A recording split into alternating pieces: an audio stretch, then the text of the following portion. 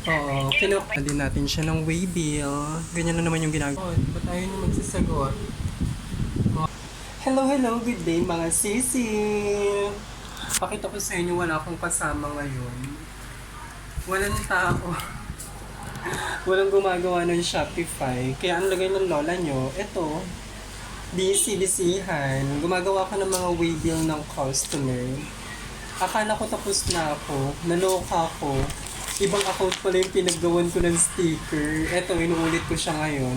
Mamaya, tatawagan natin yung mga buyer na hindi natin makita yung barangay tsaka yung place nila mga sales. Tapusin ko lang yung paggawa nitong waybill nila. Diba? Absent pa more mga sis, ha? Tapos na natin ito yung lahat. Gawan ng waybill. So, itong iba, itong mga to, tatawagan ko siya muna.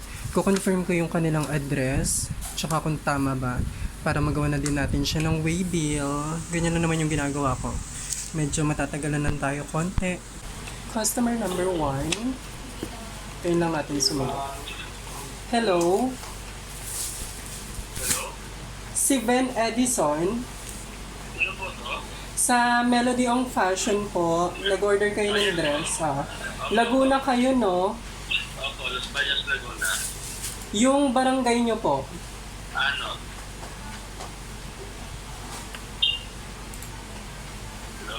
Hello? Ano po yung barangay nyo? Anos po. Anos? Okay, thank you. Thank you po.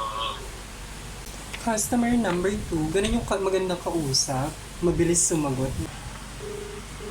Ayaw pa sumagot. Buti na lang kamo konti na yung order natin. Kaya nakapag-extra pa tayo dito. Tagal.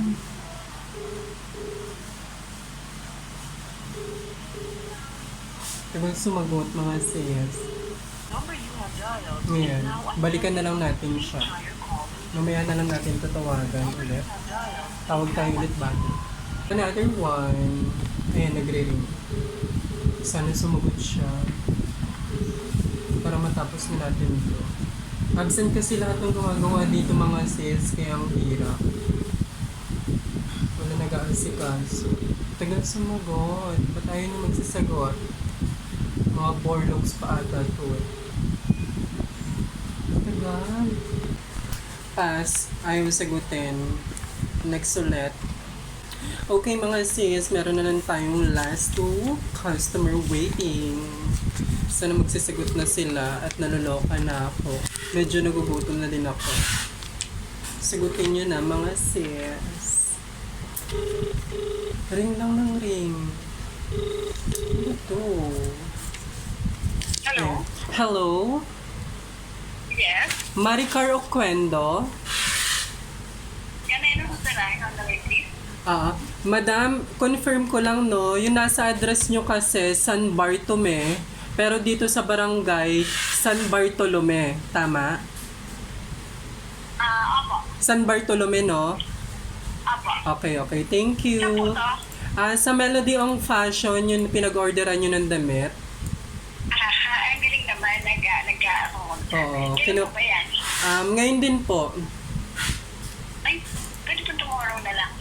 Hindi, ano lang siya, gumagawa pa lang kami ng waybill, di-deliver pa lang po siya.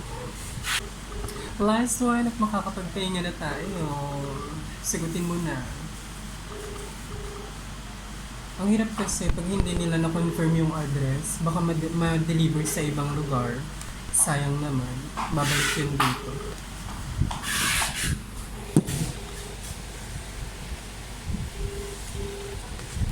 Okay, so mukhang ayaw pa sagutin. Sila na nang bahalang tumawag nito. Tatawagan na lang nila ito mamaya. And ayoko problema mga sis. Okay, sisi, bye.